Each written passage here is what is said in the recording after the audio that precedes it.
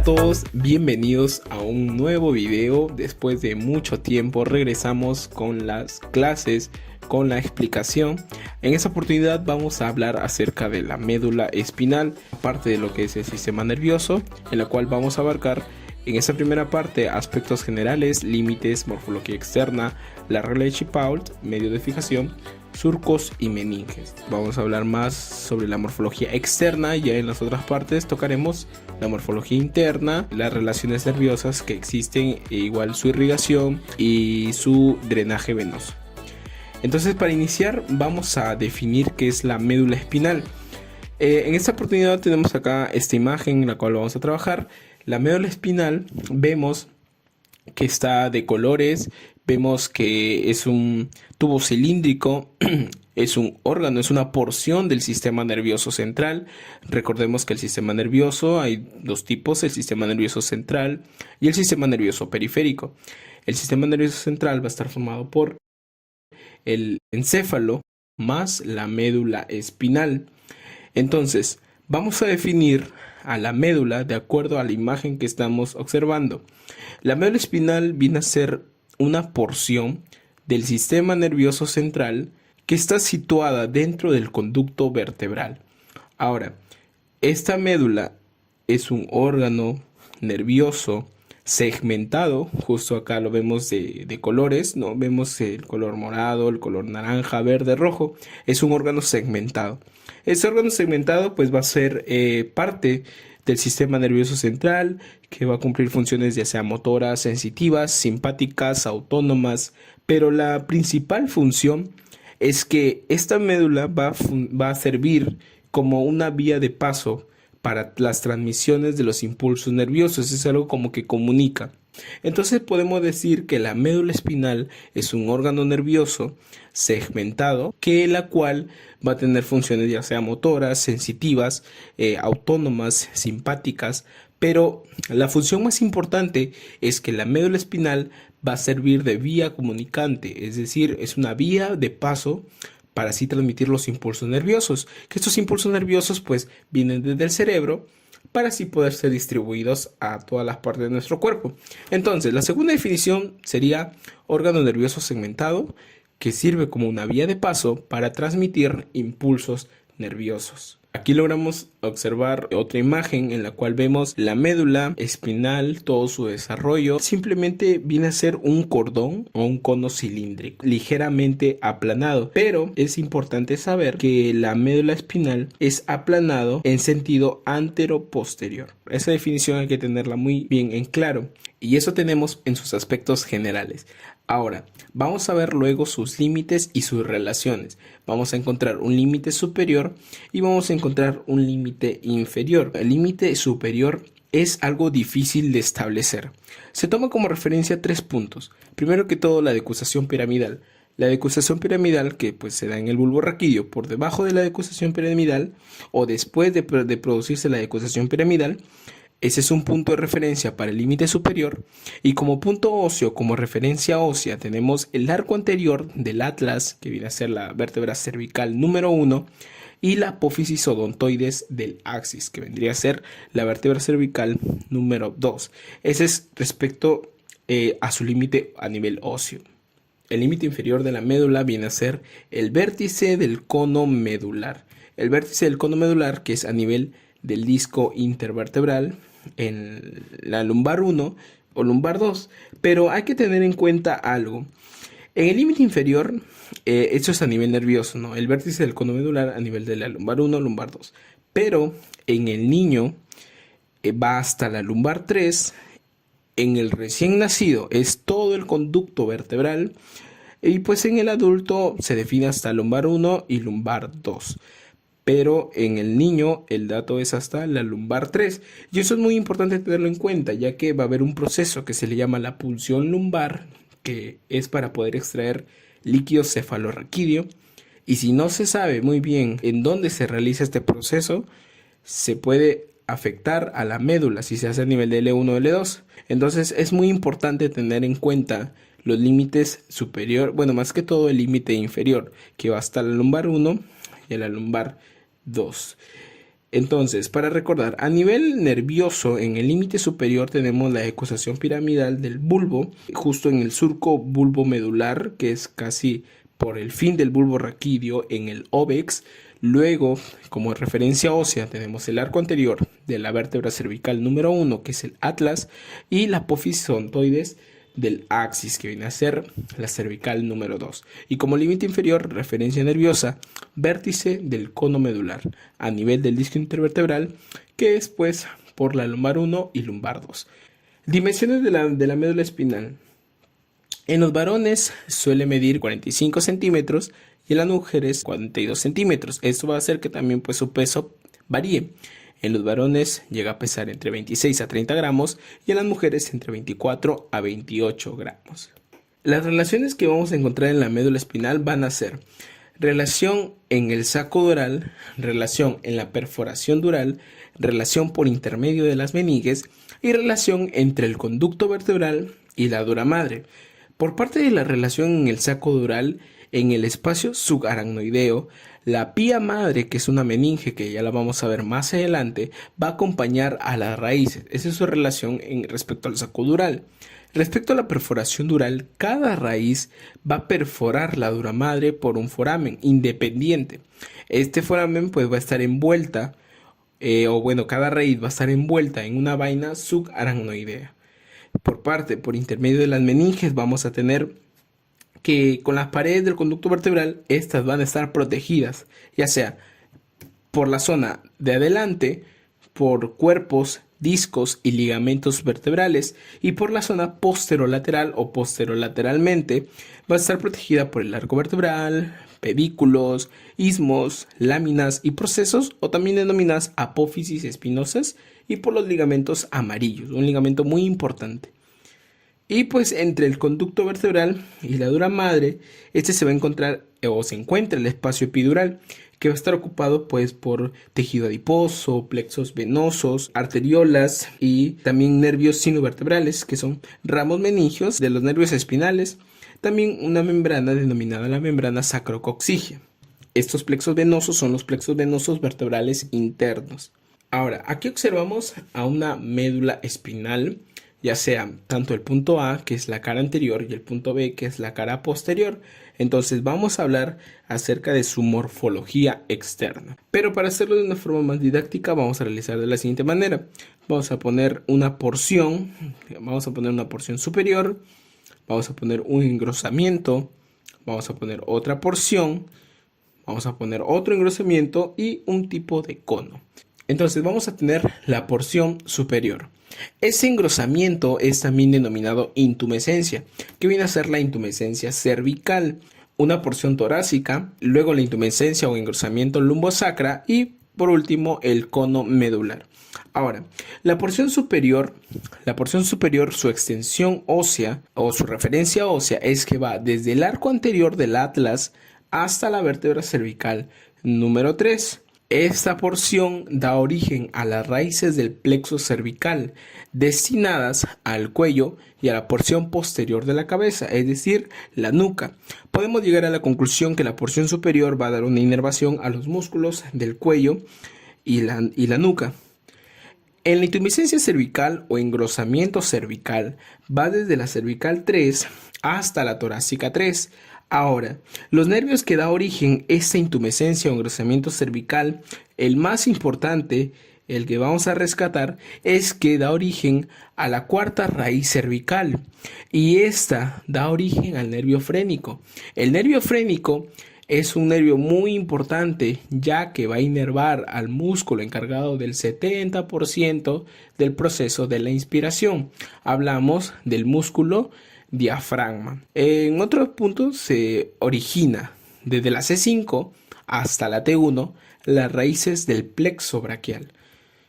Y pues la inervación de músculos, el diafragma, músculo inspiratorio, el más importante, y también los músculos del miembro superior. Este es otro dato muy importante, que la intumescencia cervical va a dar origen a los músculos del miembro superior.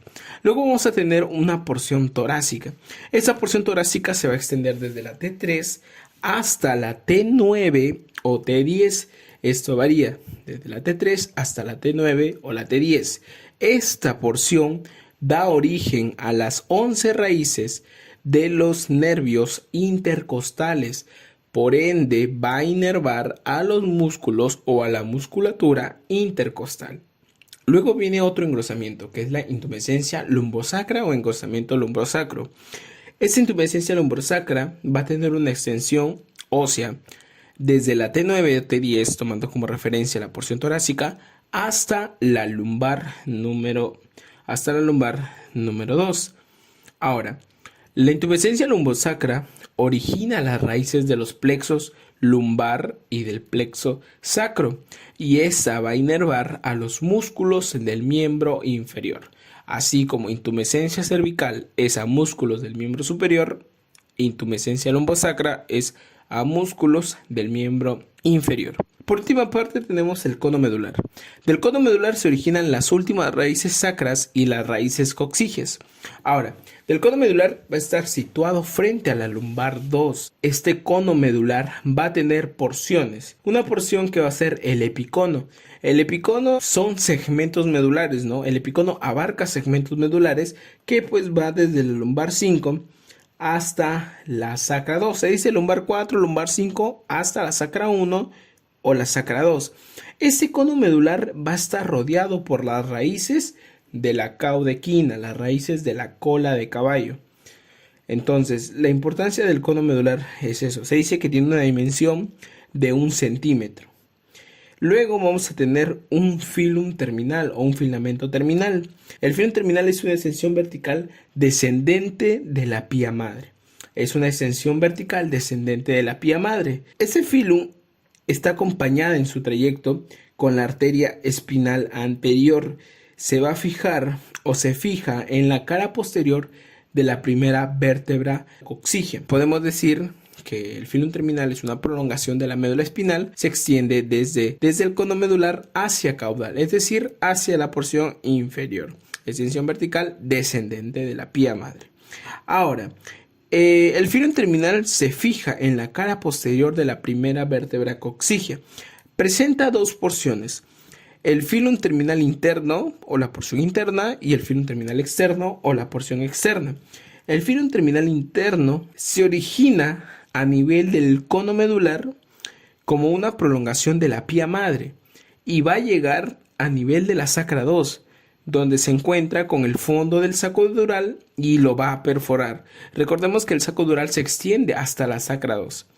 Entonces, el filum terminal interno, que es la porción también llamada porción pial, se va a originar a nivel del cono medular como una prolongación de la pía madre y va a llegar a nivel de la sacra 2, donde se encuentra con el fondo del saco dural y pues lo va a perforar. Por otro lado, el filum terminal externo, una vez que ya se perforó el fondo del saco dural, se recubre de dura madre y se convierte en filum terminal externo o ligamento coxígeo, que este ligamento pasa por el hiato sacro y se va a insertar en la cara posterior de la primera vértebra coxígea. Entonces, ¿cómo es el trayecto del filum terminal? Primero, se origina a nivel del cono medular, como una prolongación de la pía madre. Este llega a nivel de la sacra 2, donde se encuentra con el fondo del saco dural. Lo perfora. Hasta ahí hablamos de un filum terminal interno o porción pial. Luego que ya se perforó en el fondo del saco dural, este se recubre por la dura madre, una meninge, y se convierte en filum terminal externo o porción dural. Luego pasa a ser un ligamento coxígeo, que este va a pasar por el hiato sacro y pues al final se va a insertar en la parte posterior de la primera vértebra coxígea.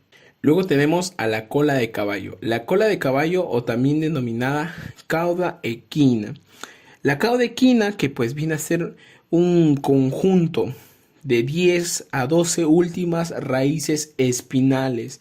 Esta cauda equina, envuelta por el saco dural, que como lo mencionamos termina a nivel de la sacra 2, es un gran manojo de raíces que rodea al cono terminal y al filum terminal del lumbar 2 a las 10 últimas raíces. Esa es la definición más que se acerca a la cola de caballo o cauda equina. Aquí pues vamos a observar algunas imágenes. Por ejemplo, en la primera imagen observamos a una médula espinal. A una médula espinal en toda su extensión. En la segunda imagen observamos ya la porción de la cola de caballo. Igual en la tercera imagen.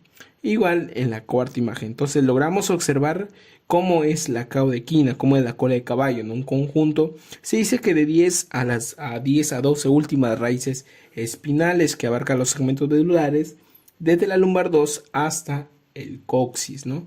Hasta el coxis. Ahora, el desnivel entre el origen de las raíces espinales y de dónde emergen, ¿no? O su emergencia del conducto vertebral, relacionado con las apófisis espinosas de las vértebras, esto se puede determinar por una fórmula, que es la fórmula de Chipault, modificada por las Ortes. Este se puede tomar como resumiendo todo, como una topografía vértebro-medular, la regla de Chipault. Entonces, formulada por Chipault, modificada por las Ortes, explica el desnivel entre el origen de las raíces espinales y su emergencia del conducto vertebral relacionado con las apófisis espinosas. Si nosotros hablamos de vértebras cervicales, luego vamos a hablar de torácicas superiores, que es desde la T1 hasta la T6, torácicas inferiores, que es desde la T7 hasta la T9, luego desde la T10, la T11, la T12 y la lumbar 1, la vértebra L1. La vértebra L1. Si hablamos de vértebras cervicales, es decir, desde la cervical 1 hasta la cervical 7, se le va a sumar más 1 al segmento medular. Si hablamos desde las vértebras torácicas superiores, o sea, desde la T1 hasta la T6, se le va a aumentar 2 a los segmentos medulares, más 2. Si es desde la torácica 7 hasta la torácica 9, se le suma más 3. De ahora en adelante, cuando hablamos de las vértebras torácicas número 10, de frente, segmento medular L1 y L2. Si hablamos de la torácica 11, segmento medular L3 y L4. De torácica 12, el segmento medular L5. Y de la vértebra lumbar 1, pues los segmentos medulares sacros y coccygios. Entonces, todo esto vendría a ser la regla de Chipault, que simplemente es para explicar el desnivel entre el origen de las raíces espinales y su emergencia del conducto vertebral, tomando como referencia las apófisis espinosas. Otro punto importante es esta médula espinal. ¿Cómo se va a fijar? Los medios de fijación de la médula espinal. Vamos a tener varios medios de fijación. Por ejemplo, uno que ya vimos, el filum terminal. Uno es el filum terminal. Otro son los vasos sanguíneos de la médula espinal. Otro vienen a ser las meninges, que son 3. Dura madre, aracnoides y pía madre. Luego también puede ser tejido adiposo. Y los ligamentos dentados, que es lo que más nos importa. ¿Qué son los ligamentos dentados? Los ligamentos dentados son prolongaciones lateralizadas de la pía madre que va hasta la dura madre. Esos son los ligamentos dentados. Son 21 pares y son prolongaciones de la pía madre. Los ligamentos dentados. Se dice que pues se tiene como referencia los segmentos medulares entre la cervical 1 y la lumbar 1 y se encuentra entre las raicillas anteriores y posteriores, los ligamentos dentados. Acá vamos a observar una imagen, ¿no? En la imagen vemos el surco mediano dorsal, surco intermedio dorsal, el cordón posterior, cordones, que son cordones blancos, cordón lateral, anterior, cordón posterior, pero vemos vemos surcos.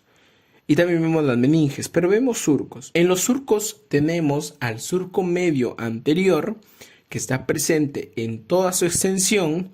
También tenemos al surco anterolateral, que no es muy visible, pero está presente en toda su extensión. Tenemos al surco medio posterior.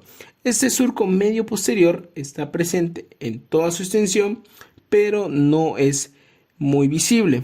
Ahora, un punto importante es que el del surco anterolateral es por ahí por donde salen las raíces anteriores, que van a formar al nervio espinal en el surco anterolateral. Pero por parte del surco medio posterior está presente en toda su extensión, pero no es muy visible. Ahora, ¿por qué hago hincapié en lo que no sea muy visible, o si es muy visible, o si está presente o no en toda su extensión? Porque va a venir un surco. Bueno, tenemos primero el surco posterolateral, que es visible y está presente en toda su extensión. Pero ¿por qué recalco eso de presente en toda su extensión? Porque va a venir un surco, que es el surco intermedio posterior. Ese surco intermedio posterior, ¿qué es lo que va a hacer? Va a separar el cordón posterior en dos, en un fascículo grácil y el fascículo cuneiforme. Ahora, hay adicionalmente a ello, bueno, se extiende desde la T6 hasta la cervical 1. Esto pues se toma de diferentes bibliografías como referencia, ¿no? Porque de T6 a T1 está en el libro de neuroanatomía de Snell, pero el T-Stud-Latarjet pues lo bota como que desde la T2 o T3 hasta la cervical 1. T2 hasta la cervical 1, ese según el Latarjet. Pero tomamos como referencia el NeuroSnell, que lo toma desde la T6 hasta la cervical 1. Y por último vamos a hablar de las meninges. Las meninges son capas, definamos como capas, que pues van a proteger las meninges espinales, van a separar la médula espinal y las raíces espinales de las paredes del conducto vertebral. Entonces, eso va a ser la función de las meninges: separar tanto a la médula como a las raíces espinales de las paredes del conducto vertebral. Ahora, comprenden tres meninges: la dura madre, la aracnoides y la pía madre. Ahí observamos en la imagen: dura madre, aracnoides y pía madre, ¿no? De adentro hacia afuera, pía madre, aracnoides y dura madre. Estas van a envolver a toda la médula espinal. Ahora, vamos a empezar por la dura madre. La dura madre, pues vemos que va desde el foramen magno hasta la sacra 2 o la sacra 3, ¿no? Es una membrana en forma de cilindro hueco que está formado por una pared fibrosa y espesa, ¿no? Es poco extensible y es una estructura, bueno, es una membrana sólida. Hablamos de la dura madre. Ahora, ya vemos la definición de meninges espinales, ¿no? Que separan la médula espinal y las raíces espinales de las paredes del conducto vertebral. Ahora, la dura madre, esta se adhiere a la cara anterior del conducto sacro o del canal sacro. Va a tener una superficie externa, presenta una superficie externa, también una superficie interna. Va a tener un extremo superior, un extremo inferior. En la superficie externa de la dura madre es redondeada y pues responde a las paredes óseas, ¿no? Y a los ligamentos del conducto vertebral, de las que está separada por un espacio. Este espacio se le denomina el espacio epidural. Ahora, la dura madre libre en su parte posterior y anteriormente está en contacto con el ligamento longitudinal posterior. Este es un ligamento muy importante que tiene relación con la dura madre, el ligamento longitudinal posterior. Ahora, en sentido lateral, la dura madre se prolonga con el nervio espinal, al que va a acompañar por fuera del foramen intervertebral. Internamente, tocando el punto interno, su superficie es lisa, ¿no? Es lisa y pulida. En el extremo superior, pues, se continúa con la dura madre craneal, en el extremo superior, y pues en el extremo inferior pues constituye el fondo del saco dural, que como mencionamos anteriormente, el saco dural se extiende hasta la sacra 2 y sacra 3, y pues la dura madre se adhiere a la cara anterior del conducto sacro hasta la primera vértebra coxígea. Eso es lo más importante acerca de la dura madre. Luego vamos a tener un tejido. Es un tejido delgado, un tejido fino. Hablamos de la aracnoides, un tejido interpuesto entre la dura madre y la pía madre. Este aracnoides termina en el fondo del saco dural a nivel de la sacra 2. Está formado ya sea por una lámina externa y una capa interna, ¿no?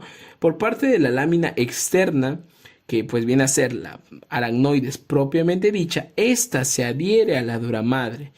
Y la capa interna o areolar constituye al espacio subaracnoideo, donde va a circular el líquido cefalorraquídeo que va a ser producido por los plexos coroideos de los ventrículos laterales. Ese líquido cefalorraquídeo, un líquido agua de cristal, no agua de cristal de roca, es un líquido que amortigua, tiene una función amortiguadora, el líquido cefalorraquídeo, pues va a circular por el espacio subaracnoideo, ¿no? Que viene a ser la capa interna o areolar de la aracnoides. Y por último vamos a tener la más interna, la pía madre, una membrana vascular que está íntimamente a la superficie de la médula espinal, la pía madre. Ahora, esa pía madre va a tener una doble estructura, ¿no? Una superficie externa y una superficie íntima. A la superficie externa se le llama la epipia y a la superficie interna, pues que viene a ser la pía íntima. Recordemos que la epipia es vascularizada y corresponde a la cavidad subaracnoidea. En cambio, la pía íntima es avascular, es decir, sin vasos sanguíneos, y pues esta es la que se adhiere a la médula espinal. La pía madre pues va a tener un extremo superior que se va a continuar con la pía madre cefálica y pues un extremo inferior que se aplica al cono medular, a la caudequina y también al filum terminal. Entonces esas tres vienen a ser las meninges de la meninges espinales, porque también hay otro tipo de meninges, pero siguen siendo las mismas: dura madre, pía madre y aracnoides. Entonces esas tres son las meninges espinales. Y bueno, pues eso sería todo por esta primera parte del video. Hemos tocado puntos muy importantes como la morfología externa de este órgano muy importante, este órgano que sirve como vía de paso para las transmisiones de impulsos que pues van a originarse del cerebro y pues ser distribuidos así hasta todo el organismo. Hablamos de la médula espinal. Ya en otra segunda parte del video vamos a hablar acerca de la morfología externa. Vamos a hablar de la disposición de las raíces espinales, la morfología externa de sustancia blanca, sustancia gris, el grupo de células de las astas grises, ya sea anteriores, posteriores.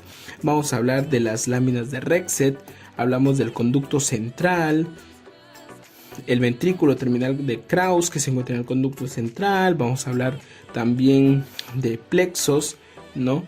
Vamos a hablar de plexos y todo ello en el próximo video.